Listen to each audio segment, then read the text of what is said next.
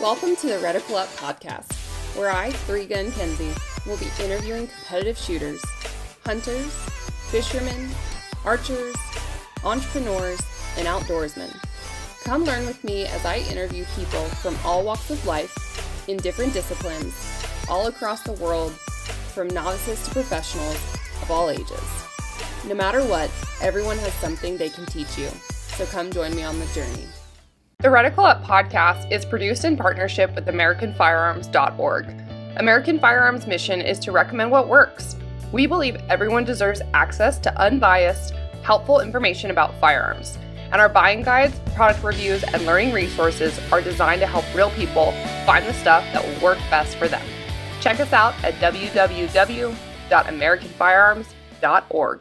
Hey everyone, welcome back to Redefine Podcast. I'm here with Louis Espindola. He's the president of Redefine Violence, awesome clothing company. We're going to dive in.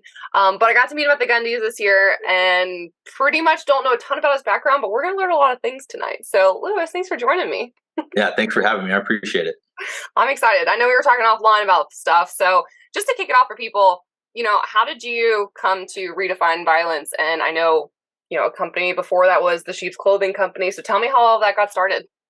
Right. So there was a time, 2020, I was stuck in a different part of the world and just kind of watching things unfold back home. And I got to see, we all got to see a little bit of the chaos that kind of ensued. And I started thinking about the people that have skills, that have spent a lifetime training themselves but live a peaceful ethos. And I kind of started to wonder if there was any way to bring everybody together. And that's where the idea of sheep's clothing kind of came in. You can kind of see the design behind me. We'll talk about it more later. So traditionally, the story of the wolf in sheep's clothing, I say traditionally, historically, biblically, it's been a story of evil that's kind of hidden amongst good, waiting for an opportunity to attack. I see the story a little bit different, kind of like, all the people that we met at the Gundies. Mm-hmm. They have these amazing skills and abilities. And in the company, we say you come by these skills either forcibly or willingly. There's some people who train themselves that's what they want to do. And then forcibly, that includes professions, people in the military, police officers, things that they've been through. So the way I see it is there are people out there who represent the wolf, and the sheep's clothing is the sheep's hoodie that we put on every single day, right? It's a conscious decision to live peaceably amongst others. However, there are skills and abilities that people have that they just can't walk away from. You know what I mean? We say, there's a saying we have, like, you've earned them. You can't give them back. You can't give those experiences back, no matter how hard you try. Once you pull the trigger, once you've taken a punch, once you've seen things, that's it. They're yours. Yep. So what do you do with that? And what you do with that is you try to exemplify that wolf-like nature, but always living peaceably. And that's where the sheep's hoodie comes in. And that's why I named the company Sheep's Clothing, because that's where the focus is, I guess you could say. Yeah. Is in that sheep's hoodie and being peaceful with what you have. I like that a lot. I don't think a lot of people I've never thought of it that way, of it happens to you forcibly or you're peaceably. Yeah. It makes you think. Okay, so for you, there's a ton of meaning behind the artwork and stuff, and we can dive deep into that and stuff. But is that something where you've created the art, or have you teamed up with someone? Like how? And then what are the different meanings behind them? So I've thought of all the art. I can't draw a stick figure to save my life, but I'm pretty good at kind of explaining them. And I work with different artists. This artist is out of Brazil that's created kind of this flash tattoo style art for us. Mm-hmm. So we go back and forth for months and we talk about the design. I kind of explain what I want in the design, what the meaning is behind, for example, real quick, this one's called Tears. And the sheep, I don't know if you could see it clearly on the camera, and I'll send you some artwork so you can post it up later. Those are the tears that represents who you used to be, that helpless person, the person you were before you acquired all these skills, either forcibly or willingly. And underneath, he's got a cool, calm smirk, almost not quite a smile, but it's supposed to be a look of confidence. Now they get to go out every single day, these people, and know that they've experienced something, gone through something, and have these abilities that truly just make you a different person and a much more confident person, especially martial arts and things like that. Yeah, and I want to dive in there, but like for me teaching a lot of classes, whether it is even not just a handgun, but having, I don't know, basic awareness, situational awareness, like, or just being able to feel confident, like you said, like that you're protecting yourself, or you know what to do in case of emergency, or whatever it looks like. Unfortunately, it does take an action. Why does it take sometimes not just their career, but like, okay, they finally had a break in, they finally got mugged, whatever it looks like, for people to be like, now I need to take care of myself. So how are you kind of using your brand, your voice too, to talk about preparing before the fight happens or before it happens? So the meaning or the reason Redefine Violence kind of took over from Sheep's Clothing Company is so that we can try to bring a different light to the word. And everything we post on social media or on our website is very deliberate. It's the way we present these violent arts. We present them in an inviting way. That's why our colors are very bright. That's why everything's very, I use the word upbeat, but it's kind of an oversimplification, so that people can see, somebody shooting a bow or hitting the bag or shooting a gun, and it's not as intimidating, and we're trying to take that stigma away from the word violence, because it obviously means what it means, right?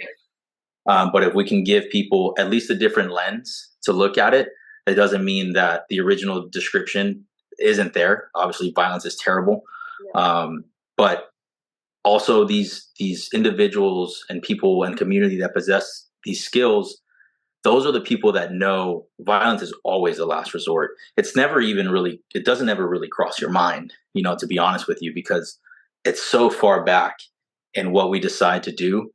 However, people possess these skills. So, I mean, hope that answers your question. Oh, it does. Yeah, yeah. No, I'm glad. I need more people to kind of put a light or different lens through it for people to understand violence exists, or like evil exists, not violence, but like evil exists. And like, unfortunately, like we don't want to be violent. That's for sure. I hopefully never have looked down at my gun. Hopefully never have to ever use that. But if I have to, I absolutely will, whether to save my life, family, friends, whatever that looks like. Right.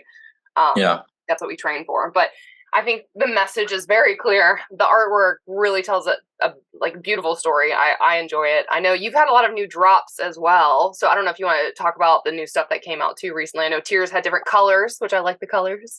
Yeah, Tears had different colors. So I brought some here with me. This right here is just, this is we call it the sun on your back. And this was kind of the original design concept that we came up with. And this one, there was a Kazakh idiom. I can't recite it off the top of my head right now, but basically it translated to, I see the sun on your back. And it was told to farmers and people who would come help, complete the day's work on a farm. Some random person, out in the distance that would come and help you for the day and actually complete it. And the idiom was, I see the sun on your back. So the way I see it is people who train themselves, we will never meet them. We might never meet these people, but they're actually benefiting society by having at least that healthy relationship with violence. One, knowing that it exists. Two, knowing that they never want to utilize their skills. And yeah, I figured that I was like, well, let's make it and call it sun on your back. And that's kind of the way we designed that with the artist. That's so cool. That's really cool. Yeah. And then when did you start this company, or not start, maybe rebrand or? Yeah. So 2020 was kind of the launch of Sheep's Clothing Company. Yep. And I was still working overseas, kind of was going back and forth and stuff. So it took me a little while to really kick it up a notch. But that's what I've been doing this last year. 2022, we kind of hit our stride. 2023 starting off great. So awesome. Yeah, we're brand new.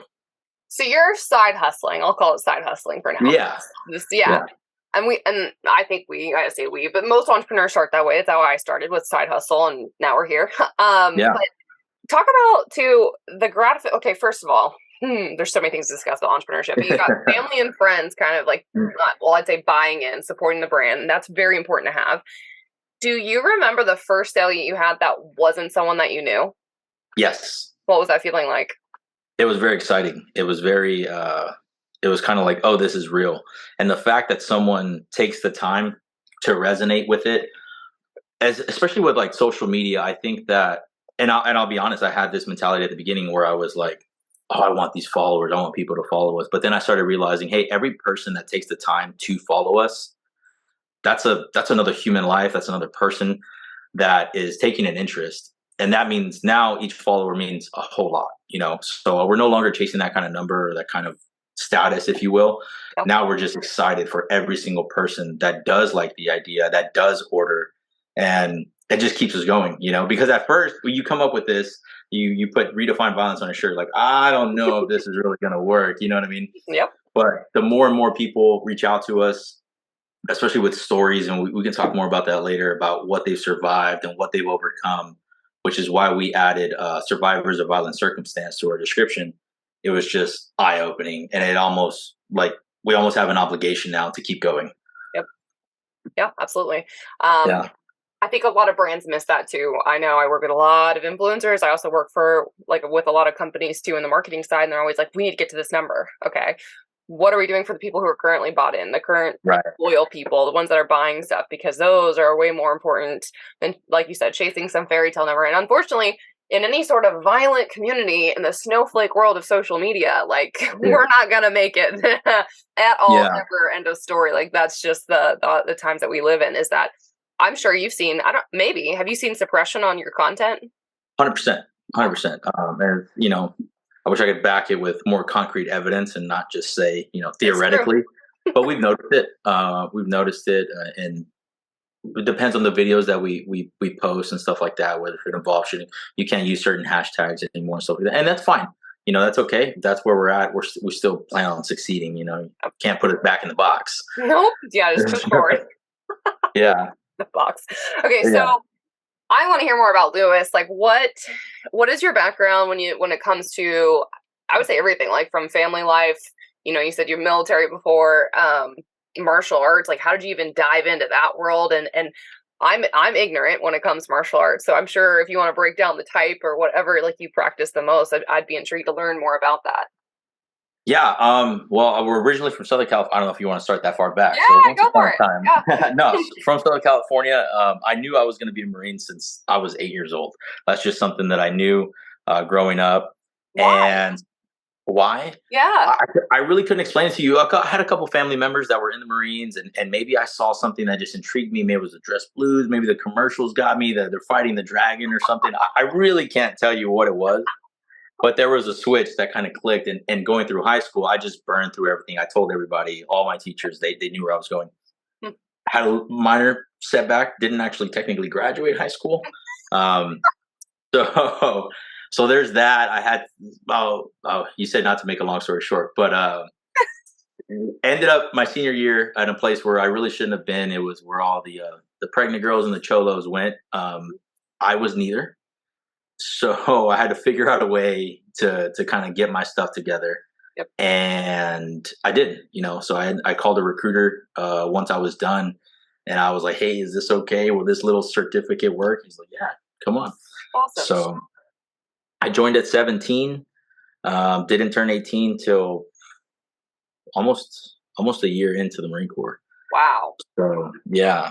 And then deployed to Afghanistan, you know, like many others. And before I knew it, my life was kind of taking that turn towards, well, violent things were normal to me, you know, Right. obviously combatives and shooting. And I didn't realize any of that till I kind of started thinking about the company.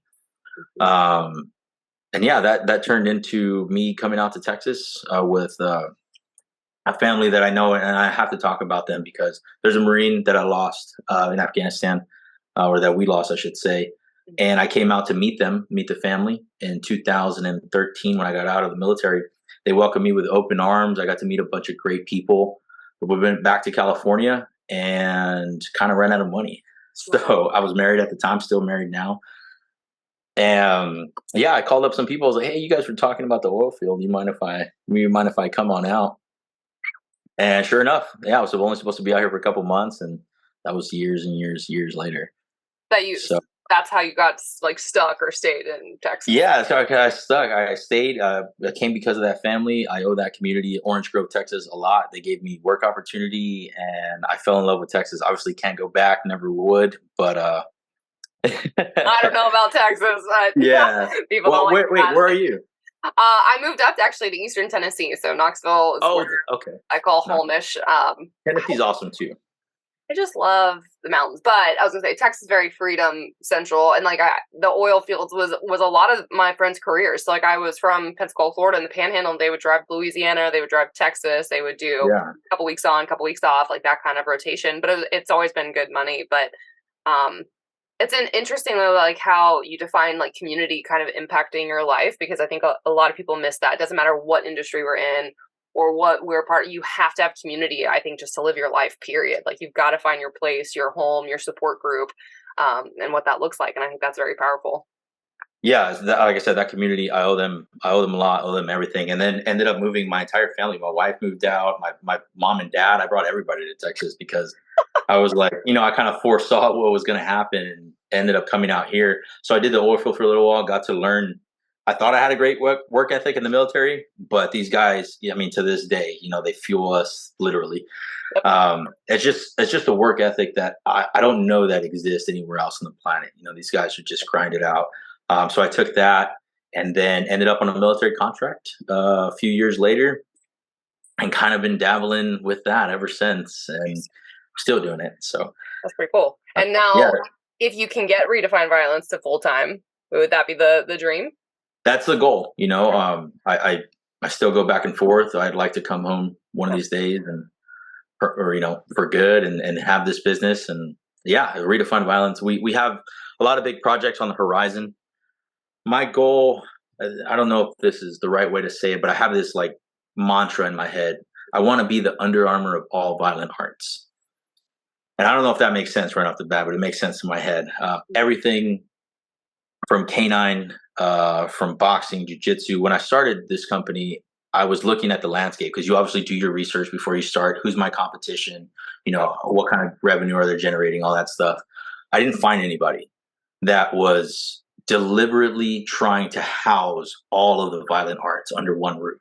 Right, because they always are very siloed. That's always any book I've ever read. It's like we're this, this is our gym, and we don't welcome those guys. They just fight. Yeah. Well, jiu-jitsu guys have their own lane. Boxing has their own lane. They have their own kind of brands and stuff like that. Shooting, obviously they have their own thing, and there's so many other arts. I didn't notice anything that was going after everyone. Right. And I was like, well, that's kind of cool. There's no competition in this lane. And we, I hired some marketing people recently and we were talking about that. They're like, you actually have no competition. So it's pretty good. Now, and hopefully other brands come up, but as of right now, it's just us because it's kind of risky to put violence on a shirt and ask people to wear it, Yep. But it goes back to the sheep that are looking at your clothing are not paying attention to what you're wearing, what you look like, what's on your body, what you're carrying. It is mind blowing how much probably we all, at least, again, I'm in the shooting community more, but like you can read a lot about a person by what they're wearing and you can learn a lot about that. Right. But how often are people paying attention to that? Like I could be a billboard for, I have a gun on me, but nobody's going to actually check that out sometimes. Yeah, that's very true. The cool thing about, and kind of segue into how Redefine Violence took over, it started actually floating. Redefine Violence, we just put it on a shirt at the beginning. It's like, oh, it's kind of cool to put it on there. But from family members and friends that were buying it and, the few strangers that were buying it at the beginning, they were telling us like, hey, people are asking about this. Yeah. So now it's important that we let people know, hey, when you buy a shirt from us, you own the phrase. It's now yours. Yep. You have to explain it. But the cool thing that comes with that is they get to explain it. They get to explain why they bought it, what their interests are, whether it's, boxing or shooting or jiu-jitsu or whatever. Yep. So it's cool. All right. So talk about your background in actual martial arts. Like, okay, you went into a gym one day, decided to go try something, or what's your favorite martial art? And like, how do you tie that into everyday just safety? I would say boxing and jiu-jitsu is probably my favorite. It took me a long time to really go into a gym. Just, I just never really, I don't know. I never really saw myself doing it. You do your combatives in the military, and then when you get out, I had a couple of years where I didn't do anything, and then I missed it. I missed that combative lifestyle. So I went back in, and yeah, jujitsu for me, it's important. How do I say this? It's important to find the gyms that aren't ego based. Yeah.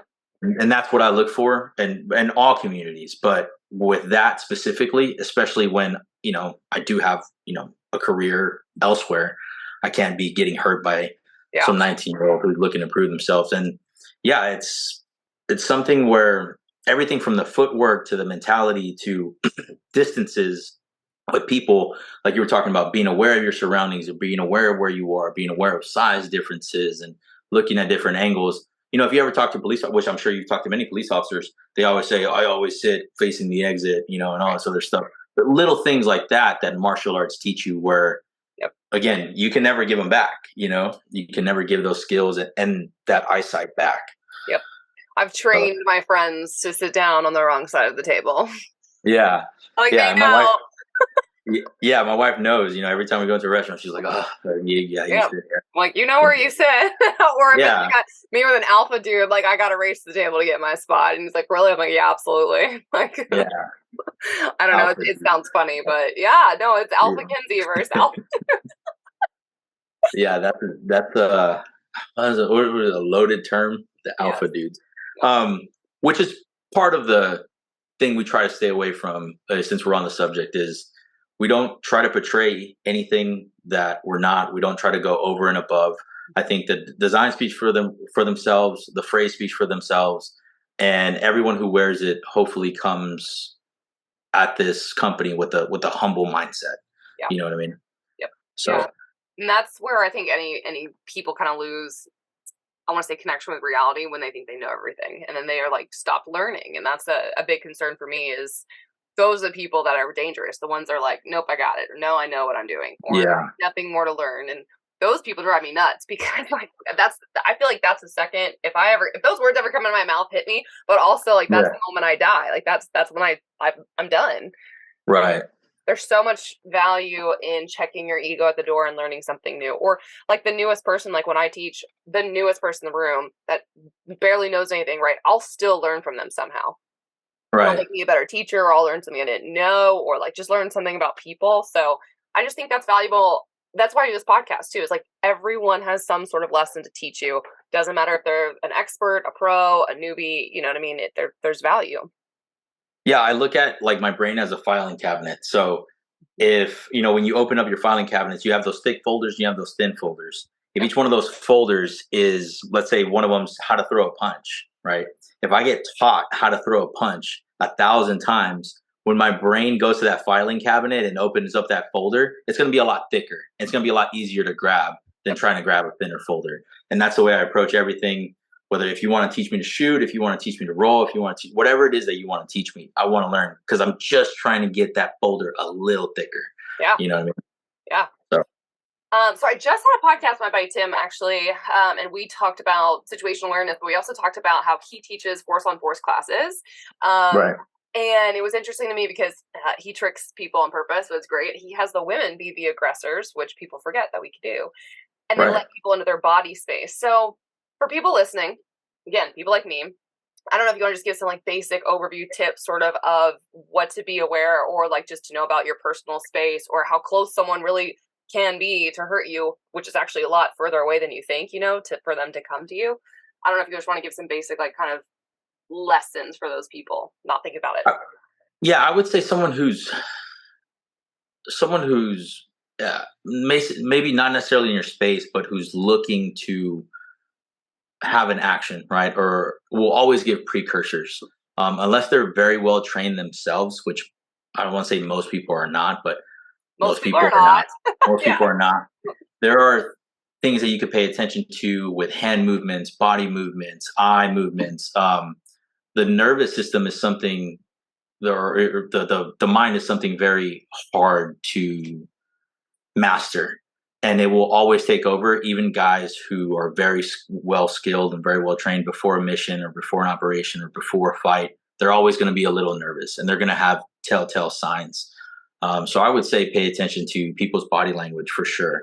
Pay attention to hands, pay attention to eye movements, pay attention to how much people look around, because usually that's an indication of something, you might not know what.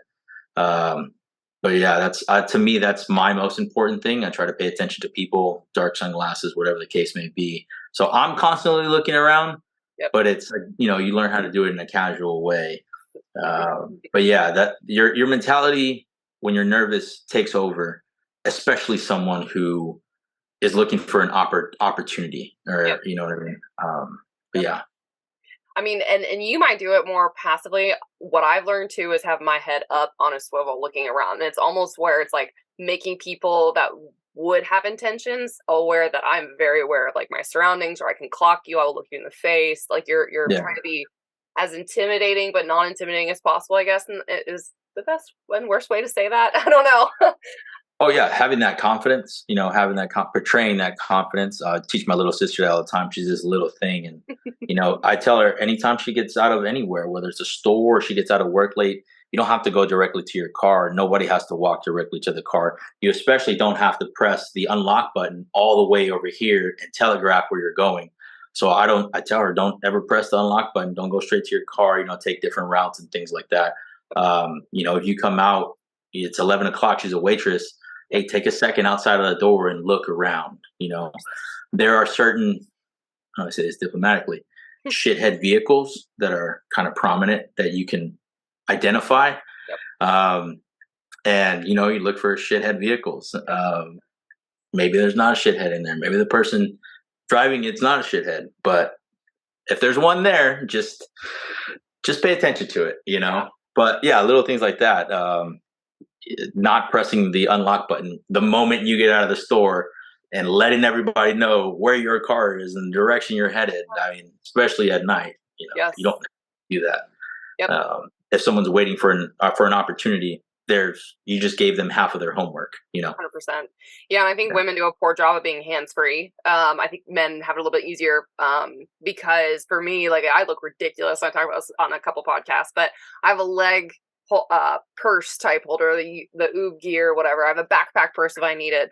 I've got my Apple AirPods, which I don't love because they do noise canceling, and so sometimes I can't like hear stuff around me. But anyways, I like my hands free, not on the phone, not looking down, not with a bag over my shoulder, because like you're literally a target when you have no way to defend yourself and no access to your hands. Like yeah, else.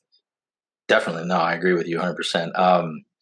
Clench, sympathetic squeeze. If you have something in your hand, something starts to happen, you're going to start to squeeze onto that one thing, whatever it is you're holding, whether it's a phone or whatever, versus utilizing your hands. If you're not going for a weapon, at least utilizing them for something else. Yeah.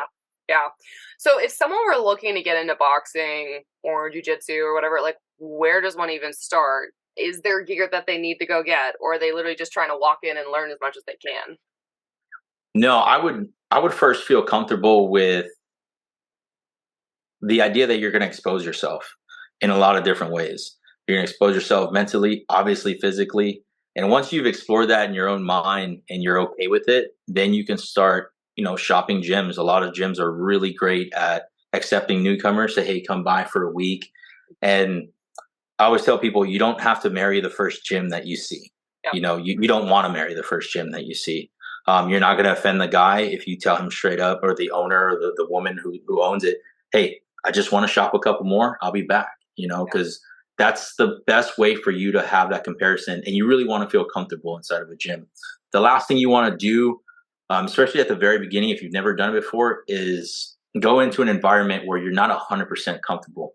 Because then what happens is we already have those excuses where we don't want to go, or we don't want to train. Like, maybe I'll go tomorrow, or maybe this. But what will happen is your heart, your mind, your spirit will be a little tainted, and it'll just be a little easier for you to say no this week, and a little easier for you to say no next week. And the next thing you know, you haven't gone in a while. But if you find a place that excites you, you find a place where you really want to go to, a community. Mm-hmm. That's another goal with the company. Through the website, we're building a new website, and through the social media, we'd like for people to come on the page and see someone who is shooting, like yourself, or who's boxing or doing jujitsu. Maybe they click on their page and maybe they message them, so we say we're creating a community for the skilled. And that might be a pipe dream. People don't really message random people on the internet anymore. Maybe they You do. would be surprised. Maybe you just need women, because I feel like every dude out there has the balls to do that. You're laughing. I'm gonna start sending you screenshots. Hey, I've been married for 15 years, so I really don't know. But yeah, it's yeah. Okay. There's a part where I need to be educated on. Oh, Um, bless. You have no idea. well, then there you go. There already exists a community. We're just going to centralize it a little bit. There you go. But yeah, finding different people or seeing someone that looks like you. We want people of all shapes, colors, creeds, and that's another thing with the company is there's no American flag on it. There's no American flag on the shoulder. We don't say "Made in America." And it has zero to do with me not being proud of where we get some of our stuff or my country, because I love my country a lot. And Texas, which is also a country. Yeah. Yeah, it is a country because it takes 3 days to drive through it. But martial arts are spoken around the world. Violence is a universal language, especially harness violence. There are police officers in Switzerland. There's boxers in Brazil. There's people in Thailand. There's so many cultures that practice these arts, these martial arts, and these violent skills that we thought it'd be best to create a banner, create designs that everyone can see themselves wearing. So that's just a little caveat to the company. I love that though. I hate that that's a thing, but I love that is you know what I mean? I hate that violence is everywhere, unfortunately. Right. Yeah, definitely. And in some cultures, violence or martial arts or MMA or boxing or whatever the case may be, that's a way out of poverty. Yeah. So it's not just a way of life. It is life. Right. You know what I mean? Yep. So yeah, creating a beacon, I guess you could say, where we're just throwing it up in the air, throwing it up on the internet, where everyone can come. Including Americans, obviously, and yeah, share in that with other cultures. Because I to get political, I think that's missing. I want more community, more looking at people like they're human beings. Look, when you shake someone's hand, realize that you're shaking knuckles, skin. You're touching what you have. There is no difference between you and them. Yes. So I literally just wrote an article about how to build relationships. Period. And I'm just going to be positive and also say I've been on the receiving end of this, is that why are we treating, again, I go back to just thinking about the Gundies, which is great, but it's people that are at that level are treated so differently versus I treat the exact same, or the people the exact same way that are the staff, the people that are setting up the background banners, or the dry tanks dudes, man, they hustled their butt off. So there's just so many people that unfortunately are treated differently because they have this level of fame. But when it just hit home, because I'm hey, everyone really appreciates it when you remember their name, when you say hello, when you shake their hand, when you just acknowledge that they are alive in the world, be seen.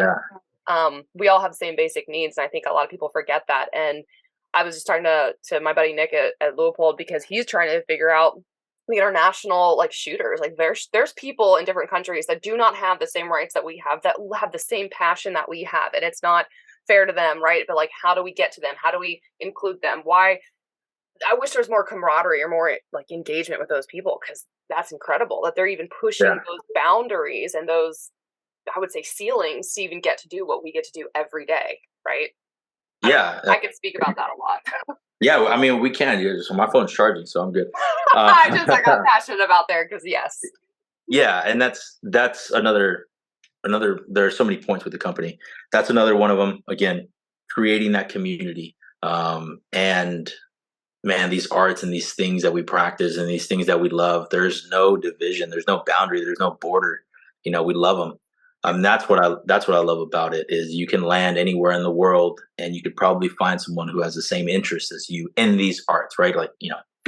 Many other things, but in our lane, in this lane, in art at least, for sure. And then I noticed on your social media, you do a really good job of sharing content from people of all ages, people of all backgrounds, females as well. I think that's really important. So the better companies, I'll say, are doing it right, where they're sharing content or sharing, I don't want to say influential people, but being able to go into an account and see a female, for me, okay, I can resonate with that. I can identify, I can actually relate to that person. Like, she's out there killing it. Like, that's inspirational to me rather than just seeing a dude go hit a bag. Like, I could see a dude hit a bag anywhere by throwing a rock. Yeah. Really. But you see what I'm saying? Is like brands that are at least representing who they want to be wearing clothing or whatever it looks like to it helps. It really helps.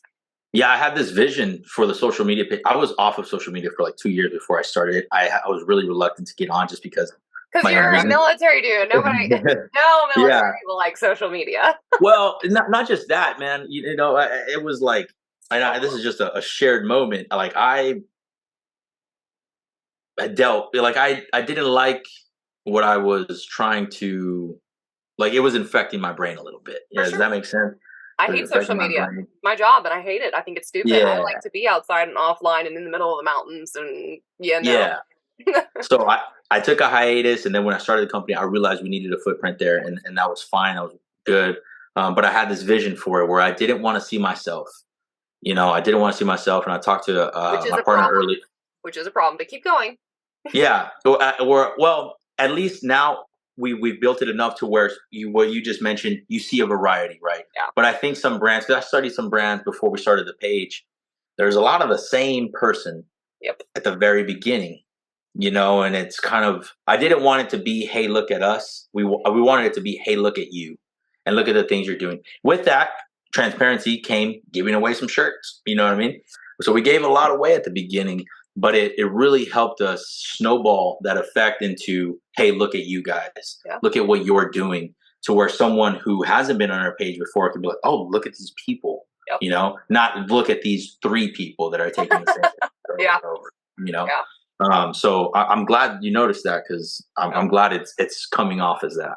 Yes. We've also talked about this. I'll just tell people for listening is that people are still investing into brands or buying brand products. Yes, because maybe they like the product. Yes, the brand's great, but there's a people behind it. There's a person behind it. There's a story that they can recognize. And then like the passion for entrepreneurship, that's the thing for me is like when I see the brand, I want to know who did this, because it's not easy to start for a business, period. It's not easy to do a side hustle and have a full-time job. I don't know what it would be like to have a family as well to figure that out. Like that's just so overwhelming.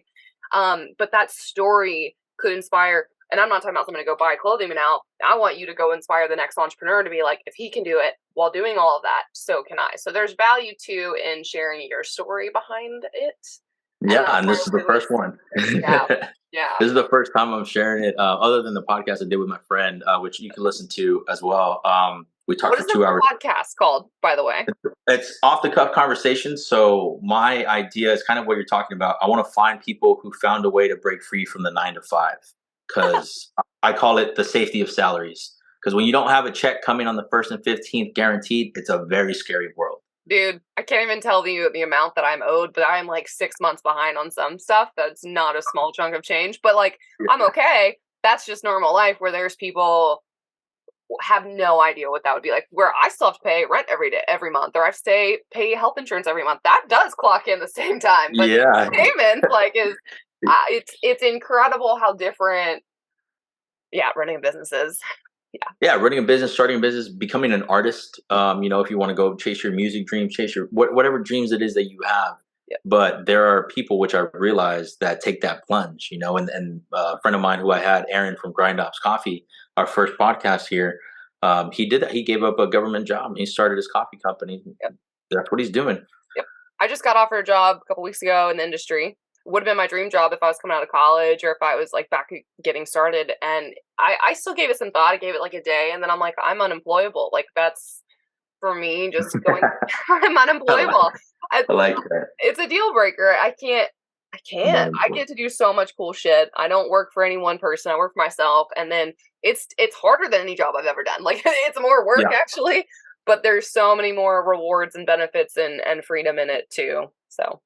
Yeah, and the job I have now, or I say the job, the what I do now for, I guess, quote unquote, my day job, it allows me a lot of freedom. You know, I get to pick and choose kind of my schedule. So there was a time where the last W-2 I had gone through a police academy here in Texas.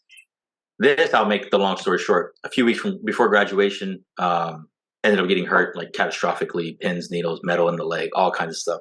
Oh. But that was the last time. And ever since then, you know, I left the department after a while, just sitting there, waiting to graduate. And I never looked back. You know, I never looked back. let my TCOL license lapse, which is our state license for peace officers. And, I'm unemployable too. I like that term. I just can't see myself doing it. And there's a clear distinction that I try to say, especially on that podcast, is I'm not looking down. I'm not saying one's better than the other. The other way is probably the right way to do it. I wish I could be that person. I wish. Yeah. Like every day, I'm like, why can't I just be happy sitting at a desk from 9 to 5 with a secure paycheck, go home and be off work, And not be fine. not have to answer emails or phone calls or like. Trust me, I would love that. Yeah, I would love it too. It's not built that way. But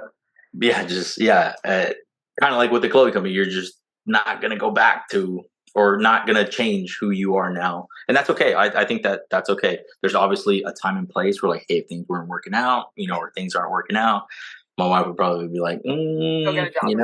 go get a job, and that's okay. But that scariness and that fear is great fuel, because it's pretty freaking scary. That's what I was gonna say. Is like, again, I can't do it. I'm not built that way. I think the fear of ending up in an 8 to 5 is what pushes me to do so many different things, so many different jobs. Like, I'm a writer, an instructor, and I do marketing, and I'm a contractor. There's a lot of things I do, and it's not guaranteed. Like, one year I made one thing, one year I made something. Next month I lose a client. It doesn't matter. Like, it all fluctuates and works itself out in the end. But there is a real fear to keep working, to not have to end up in a seat. Oh yeah, definitely. Yeah, it's we'll see where it goes. Mm-hmm. We'll see where it goes. I'm excited about it, and I can't imagine. Someone told me the other day, they're like, hey, if you want to fertilize your business, you should tattoo your hands. And I was like, what do you mean? Like this, here, because I have tattoos everywhere. And like, yeah, just tattoo your hands and fertilize your business, because now you're really, you can't go back. You're not going to get a federal job. You're not going to get this. You're not going to get that. And I was like, that's such a great way to think about it. Like, there's still some great jobs, union jobs that you can get, but I'd have to learn a whole new trade. Yeah. For my lane, it's either federal, go be a cop, or some other things. And if I tattoo my hands, those doors are completely closed. So yep. There you go. Maybe, but there's some removals now. Who knows? I know, right? Yeah. Well, when I heard that, I was like, it's kind of smart. Kind of good. But it also came from my tattoo artist, so he's probably trying to get some money out of me. But he said that's what he did. He's like, yeah, before I opened my tattoo shop, I tattooed my hands. I just knew, because he had other ideas, and he's like, I just opened my tattoo shop. Hey, I kind of like this dude. Yeah, Romeo. Damn, I think his last name's Torres. I'll tell him to watch this. Okay. Sorry, I don't remember your last name. Yeah, I'm sorry, bro. Great guy. He's one of the best people in the world. But yeah. Awesome. Okay. Yeah. This is my dying question too, because I know you went with 5x5 brewing for the Gundies, but question: did you know about the Gundy Awards before you got tied up to go with them? Like, how did you end up there? I ended up there because I did an event with them, I'd say about a month ago now, where I came up, set up a booth, and they really loved it. They loved the brand and all that stuff. I met the owner, George, and Rosa, the manager, which you met, Rosa, and great people. Rosa. And they called me up. They're like, hey, do you want to come to the Gundies with us? And I was like, what the hell is that? I've never even heard about it. And they briefly described it. And I was like, okay, yeah, that'll be cool. But before that, let me rewind a little bit. They had approached me, and they want to do a beer together with the brand. So they see the brand. Obviously, I don't know if we can name it Redefine Violence. It'd probably be Sheep's Clothing Company. But him being a veteran-owned business, he really likes the message, and they want to craft something together. So that's how I kind of got involved with them. And they were like, hey, do you want to come out and, help us out for sure, and also get to know each other, and we can go from there. So I ended up out there, and I was kind of like, oh no, I don't belong here. You know what I mean? I was like, I was like, oh no, there's so many cool people here. But that's not true. After like the first day or so, everyone's freaking awesome. Will was great. It was Greg. Greg was amazing. Very welcome. Yeah, everyone there, the whole staff. So I was very fortunate to be invited to that. I look back on it now. Yes. So there's so many things I wanted to say. This is really funny to me because, again, this is what I live and breathe. So when people are like, get to, like, there's an opportunity there. Yeah. They aren't even part of that and have no clue what it's about. And the fact that you were there, or like, there's people that would kill to be there. Like, I kind of laugh, but like, I don't laugh because like you literally had no idea what you were in for, and what you came out with it too. Was their description I don't know, Rosa, or did she, like, whatever they told you it was about, did that even fit what they told you the Gundies would be about, or was it like, holy shit, this is what, like, much more? No, so George gave a decent description. It's just you don't understand it until you're there. You know, it's like, oh yeah, there's mini guns and there's tanks and there's helicopters and there's beers and it's party and you're having fun. There's a award show. There's famous people. So you hear those things and they're just words until you experience them, and then you're like, oh okay. You put all those words together with an experience, and you're good. You finally what they've done. I mean, hopefully we'll get to go next year, but what they've done is pretty extraordinary. You know what I mean? Yep. It's really cool. Yep. It's a great event. Yeah. And then the famous people, the Jason Momoas. That was terrible. No, I felt so bad. It's so I disappointed so many. No, I disappointed. It's not your fault. For people listening, because you need to go watch YouTube to understand that Lewis is actually Jason Momoa, and I swear to God, with your hair up, like, it was literally Jason, where I wanted to take a video, that I didn't do it. That'd be so weird. But like, I want to be a video because I'm like, listen, guys, like, Jason's here. There's so many people. You really look just like him. Yeah, I guess so, with the hair up, and it wasn't intentional. I promise. I'd never had my hair this long. I didn't really know before I started letting everything grow. You're a Marine. You get out of the military, you're just like, fuck it. Yeah, or even then, before, when I did have a beard, I always kept my hair short, and then one day I was like, I'm never cutting my hair again. Yep. And that was 2.5 years ago. Yep. So, no, that day it was the first day. It was kind of like, oh, okay, I've gotten it once or twice before, but then the second day I was disappointing people. Like, I won't say their names, but they came up to me, and one guy was like, hey, I saw you out in LA last week. And I was like, I'm from there. I haven't been there in a few years. And then he just looked at me like this. And then I was like, I'm not Jason Momoa, right? And he just like froze and like walked away from me. And I felt so bad. I talked to him later on. I was like, dude, I'm so sorry. It's your fault. You shouldn't be apologizing for being a human being. Like, what? And then... Yeah, I just felt bad that he actually came up to me and thought I was. But people were messing with. Somebody had convinced him that it was. Oh, yes. So this is really weird. I had the drunkest man in the world come up to me in a Delta Airlines lounge on the way back from the Gundies. Yeah. This beautiful black lady was like sitting in front of us, and I had my earbuds in, and I was listening to a podcast, and he sat down, spilled his drink, slurring his words. This dude was lit. He's probably in his 60s, but he's like, do you watch tennis? And I was like, sort of, no. He's like, do you know Venus Williams? I was like, of course. And he's like, I think that's her, Serena, whatever. I was like, I have no idea. That man got up with his drink, went over there to ask her. I'm like, why would she be in a Delta lounge if you're a famous celebrity as well? And it was not her. But I was like, holy crap, because he's like, well, that's disappointing. You look just like her. And he like walked away, and I'm like, that was similar to what you were going through. Yeah, pretty bad. So if you ever see this, you need a body double. Dude. Dude, I'm telling you. So that was cool. So did you actually get to go shoot guns while you were there? Yeah, well, walked around the booth. It's hard to describe to people who haven't been there. They set up these amazing booths, and you just walk up and start shooting other people's ammo. So that was pretty cool. Yeah, and the companies they invite out, super innovative. Very, very, very great stuff. But yeah, I was just walking around, shooting around. What was your favorite? Who was it? DSI, Dynamic. Yep, Dark Storm Industries. Yes, Dark Storm Industries. I'm so sorry, guys, because I met them and I freaking love them. So I just got back from the range today, so I have to pull it out. They make a really sick rifle, though. So I actually have not the cool colored ones, but this is their variant one rifle. Gotcha. I actually just put the Wilson Combat 3-gun trigger in it, but it's like super carved out. They make their own compensators too, and like there's just no felt recoil in this guy. But anyways, that's that's right. He told me to email him. I was going to buy a compensator from him. So yeah, that was my favorite, shooting the double from there, just because it was interesting. And then the way he got the film, the way that he got my video, he was like, "You freaking owe me for this." No, he got my phone. He kind of like stood a little bit in front.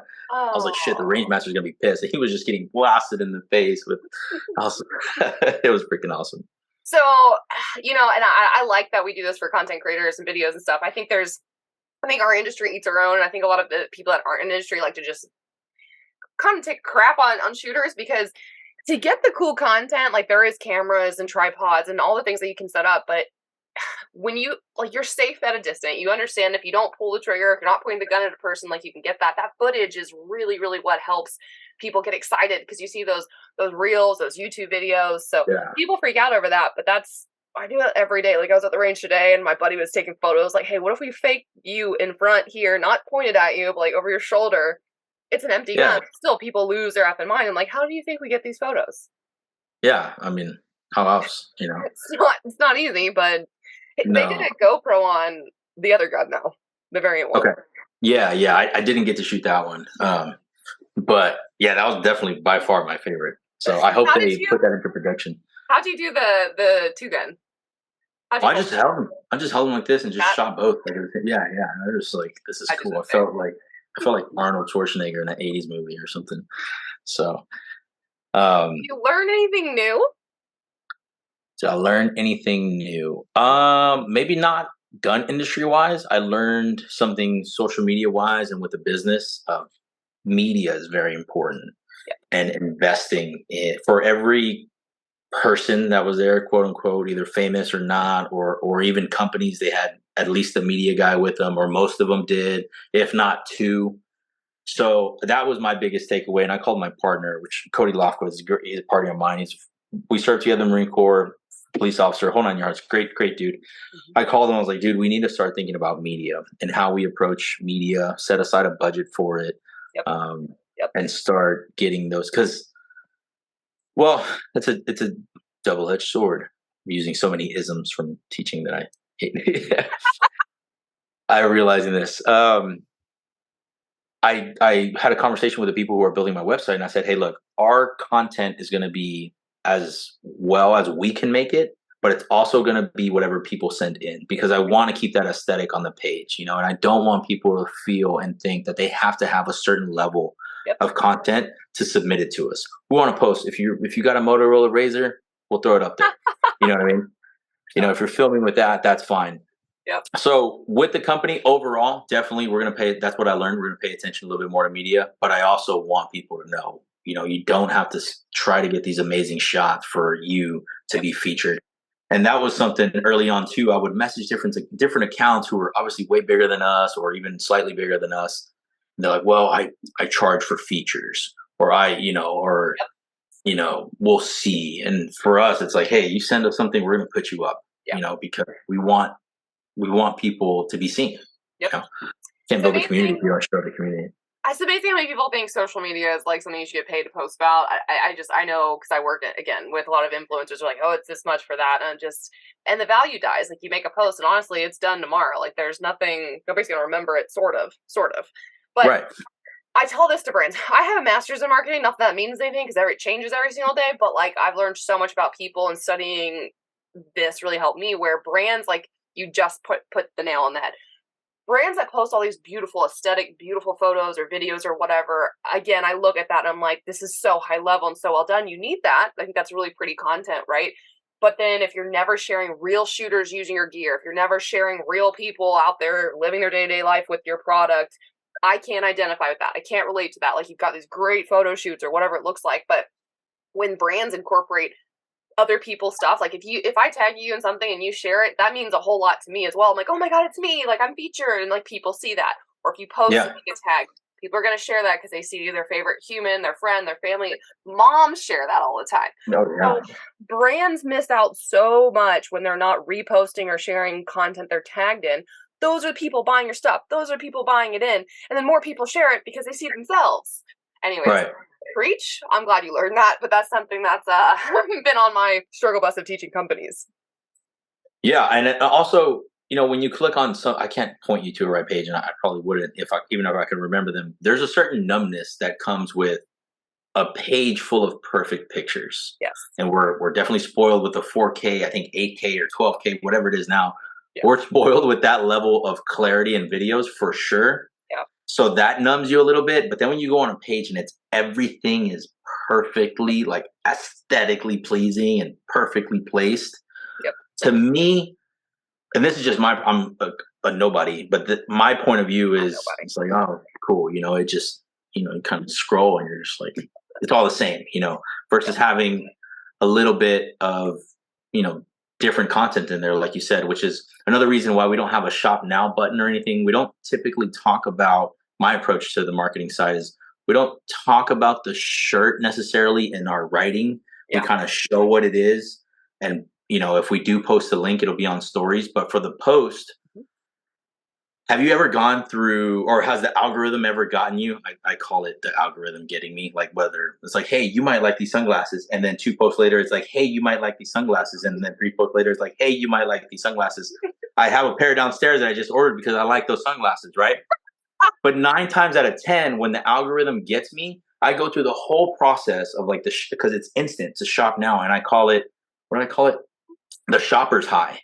And whether I'm taking care of my business in the morning or wherever I'm at, I go through this like spike of like, oh yeah, I kind of do want it. And then as I get to shipping or the size, my want starts to go down. And next thing I know, I'm about to click checkout. And I kind of don't want it. And I just exit out. Same. So this might be the wrong way to approach from the business standpoint, but I don't have a shop now button. If you see something you like on our content, or you see a shirt that you like, you got to go on our page. So if you go on our page, you're introduced to a little bit more content and context of who we are. Now you've clicked on their website link. You've gotten to that point by yourself off your own interest. Right. And if you go to the shirts and all that stuff, I haven't given you anything. You've come to see what it's about. And that's, and for the stories and stuff, for sure, we post a quick link on there, but at least for the post, because I know the posts go out to a little bit more people. We don't typically, usually stories, correct me if I'm wrong, it's the accounts that interact with you the most, they're going to see it. Right. I've tried to do the thing where I've gone through every single story for every single day. I've never reached the end. Yeah, it's hard. I try to, I try to go through people's stuff because, if you post something about your day, I want to like it. To me, it doesn't cost anything. A friend of mine and I talked about that, like a simple like you can just. So we haven't tricked the algorithm because it still hates all of us, but us shooters, like, we will literally comment questions or on each other's stuff, even though we know the answers to it. Be like, oh, what gun is that? Or like, what caliber? Blah, blah, blah, because it does help the algorithms bump it up a little bit. But I remember like someone cussing one of my friends, like, how do you not know? Blah, blah, blah. It's like, calm down. Like, she's helping me educate you. Like, why are you losing her? She's a pro shooter. Come on, guys. Yeah. So everyone listening, go ask us questions. And there you go. We can try to answer them. Yeah, I didn't know that. I didn't know that was a hack. That's pretty cool. Yeah, so the more that you write and engage on accounts, like, the better that they get. It's like an engagement type score or whatever. But anyways, it always helps when you are commenting, writing, sharing, adding to story. And I like their new feature too, where if I just add something to a story, the brand will finally see that I added it, even if I forget to like tag them in the story, because that's just such an extra step. But that's a new thing that I love that Instagram rolled out, because there's a bunch of people that have been mentioning me, but not like they added to story because they saw it on Walther or whatever, but they didn't actually tag me because they don't know me. But I'm like, hey, I'm in a story, or my gun is with my hand. Yeah, cool. I didn't know that. I know they added that. Yeah, and it does take time, and it's. I treat it like a job, I treat social media as a part of my business. I told my partner, I was like, I think I'm going to start cold calling gyms and cold calling gun shops, and archery shops and all this stuff in the area, just to, because I know that the internet part is necessary. I understand it. I also like to, do something else. So for brick and mortar. Brick and mortar is still valuable. It just depends on how you make an experience as well. So like the people that do it right that I see, they have actually archery lanes for you to be able to zero or like sight in or test a new broadhead or whatever, right? So like you get to actually do that. It's my lovely bow back there. And I really like that experience. The other ones will have like either, I know like Bud's Gun Shop here in Eastern Tennessee, it's like super famous. They've got an actual indoor range where you can actually like test fire and then go buy your gun or whatever. And then the ones that don't do it right are still the ones that don't have like an experience for like a photo wall, or like, it's so dumb. And I bring this up all the time. There's a stupid cupcake place that has like this throne and this mirror, this place that you can sit down with your stupid cupcake and take a photo.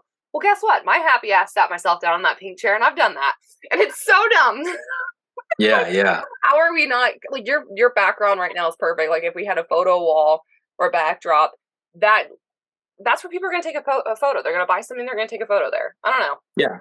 It's a good way. I might start doing that. Just start taking photos and banners everywhere, or flags. I'm like, hey, can we hang this up? I'm trying to figure out a way to make it beneficial for the actual brick and mortar store as well. So Yeah. The little things, and no one ever taught me how to start a business or create a business or anything like that. So I hear what you're saying, and after we talked, I think we talked at the Gundies, and even after, like, hey, people got to know, and I do, and I want that to happen. The more it grows. Yeah. It's just at the beginning, I was kind of like, well, let's put other people's faces on. I get it. I get Yeah. it. I love entrepreneurs. This goes back to that too. Is I was fortunate. I tell people this all the freaking time. Is that there's like really two types of people in the world that become entrepreneurs. It is one, and I was lucky where I saw my parents. My mom still has a flower shop. My dad was an entrepreneur with a night business. He did counseling for like 25 years. Finally retired from that night job. Anyways, but they've been entrepreneurs. My aunt, catering, uncle, restaurants. Like I always got to see it where I wasn't even thinking about it. I was never shoved into it like being an entrepreneur. Like I actually was told, go to college, which I did, go get a master's, which I did, like get a job, which I did, and I hated it. But I came to a realization. I saw hard work and what it can give back to you as a business owner. Whereas you, like, there's the other type of people who have no history. It's not taught in schools. Why is entrepreneurship not taught in schools? Yeah. Whose iPhone? I don't know. I gave my sister the code. Maybe sorry. No, you're good. That just threw me off. But anyways, so I just think it's interesting. I love it when entrepreneurs find a way in, but there's so less support, I think, for those people coming in because they don't have the background people to ask questions of, right? So that's really important. Yeah, the not being taught in schools part is kind of a big pet peeve of mine. Yeah. Sure, knowing where places are is important, but so is knowing how to do your taxes when you get out of high school and stuff like that, and the benefits of an LLC and all that stuff. I call it YouTube University. I'm not 100% sure everything I learned was correct, but that's where I got a lot of it. That, books, talking to people, entrepreneurs that I know. Yep. I mean, like we said earlier, the community aspect, no one succeeds alone. I'm a firm believer in that. And if you do succeed alone, hey, correct me. I'll give you my email. But I don't think anyone does. And if they do, they probably are lying. Yeah, they probably are lying. So resources, not being taught in schools is kind of a really bad thing for our society. Yeah, because people should know. And especially now, say the next generation, they're so advanced with technology and what they can do. They're going to put out better content than you and I. What I mean? It's just so crazy. So you want them to kind of know, Yep. Or the government doesn't, but we won't go down that rabbit hole. Yeah, that's a whole separate conversation. You're gonna, Well, Lewis, I know you went over a lot. We've got your podcast, which is great, off the cuff. I love that name. And then we've got, the martial arts background, social media, learning a lot of, being a business owner. I mean, there's so many little nuggets in this podcast, I think. But is there anything, final thoughts you want to leave people with, or anything that we didn't talk about that you want to? Has it been an hour already? Holy crap. But I just want to make sure, but if you have something else you want to talk about, just... No. It flew by. Not necessarily, anything specific. Just I hope that people resonate with the message and realize what it is that we're trying to do. I know that eventually we're going to run into something. I'm not sure what. Mm-hmm. It'll be an uphill battle. It's kind of the marketing people that, are working with us right now. They're like, hey, just be prepared because you're going to ruffle some feathers once you get to those feathers. But hopefully through our approach, conversations like this, what we post, it's they're not ruffled as bad, and at least something else that's missing from our society, we're afforded the opportunity to explain what it is and not just completely shut down right off the bat before we're ever given that opportunity to really showcase what we're about. And I put it in the original mission statement. We started off as a clothing brand, and I want to evolve it into so much more. One thing we are doing that I do want to talk about is our youth sponsorship program. Okay. So, have you ever paid for a martial arts gym or anything like that, or a boxing gym, or kickboxing or anything? Nope. Okay. No. And I asked that question because even as a grown adult, $150 a month, $120 a month, it's a bill. That's a little bit, yeah. It's a little bit. It's a bill. If you're doing good or whatever the case may be, it's a bill. And that's not to take anything away from what these gyms are charging, because it's their time, their effort, a lifetime expertise. Oh yeah. So yeah. Much. Yeah. But when parents are forced to make a choice of taking that kid out or pausing it or whatever, usually that's going to be one of the first things to go. So a goal with the company that I have, I say youth sponsorship, we might call it youth scholarship. We've done 2 kids so far, where we want to step in for at least a quarter. We're going to do 2 kids every quarter for now. And if we can pay the full ride for each kid for those 3 months of their gym, great. If not, we'll try to pay half depending on revenue and stuff like that to help alleviate that parent for at least a quarter of the year and keep that kid going, especially if they're faced with the choice of not being able to go anymore. And, maybe we can keep going if we can get some help. Right. Yeah, that's a goal and a dream of mine with this company is to have that youth scholarship program, worldwide. And yeah. How is that set up now, though? Like, where people just part of your shirt purchases go to that, or is there a donation link too, where people could donate to that? Like, how's that work? No, there's no donation. What my partner and I do, we just set aside revenue, like from based on our sales, we'll set aside a percentage of our revenue, and then based on what the parent tells us, for example, we had a boxing out of San Francisco who we are a young kid who's doing boxing in San Francisco, and we just gave her half of whatever it cost for those 3 months. And it's not a lot. We're not saving the world. It's still it is actually making a huge impact when it comes to kids' health. Mental health as well, but then you're also giving them a place, a community, and impacting them a lot more where they have an opportunity. You've no idea what long term like that does to someone. Yeah, if you can start that martial arts journey very early on and learn that respect for others, which is what it teaches you, even shooting, everything that we do, everything we talk about, that respect. I think then maybe we'll change the world a little bit.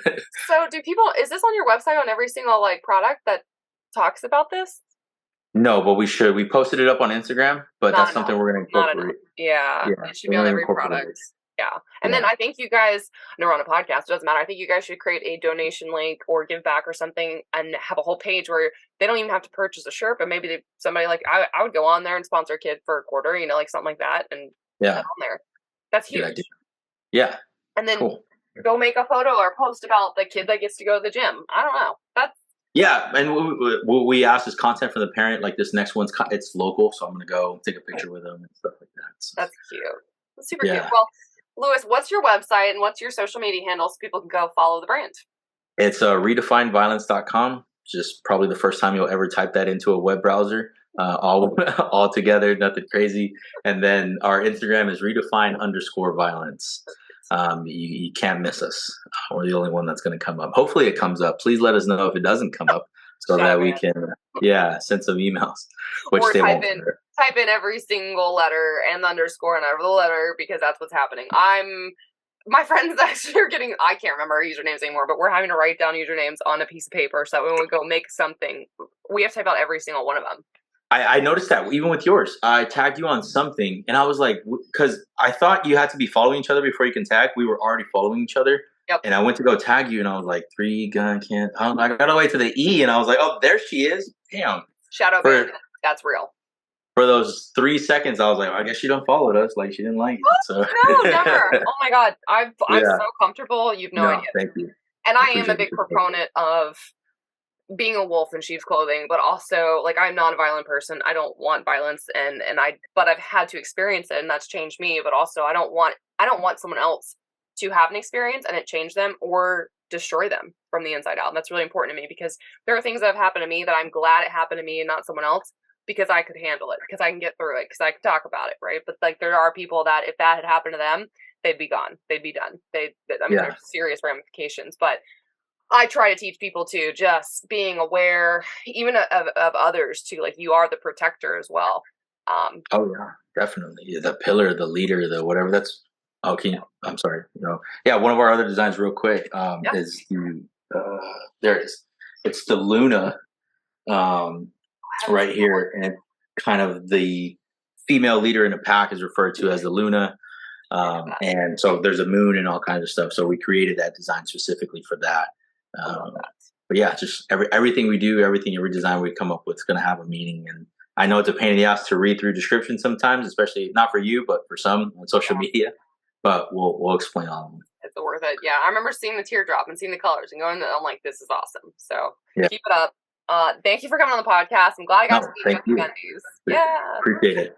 Good luck with your podcast too, guys. Go check that out. Seriously, starting a new podcast is daunting. The fact that you started it is impressive. I think a lot of people don't understand. They're like, well, I want to do a podcast. Dream. But if you started it's reality and now you're stuck with it. So yeah, you have no choice. But yeah, all right. Well, thank you. Thanks, guys. Listeners, tune in next week for an all new episode of the Red Club podcast and go check out awesome Redefine Violence, and go get some warm, comfy clothes as well. But anyway, stay tuned, and I'll be back next week. Thanks for listening to the Reticle Up podcast. Be sure to subscribe wherever you get your podcasts and on YouTube. Follow along on social media at Reticle Up or 3 Gun Kenzie.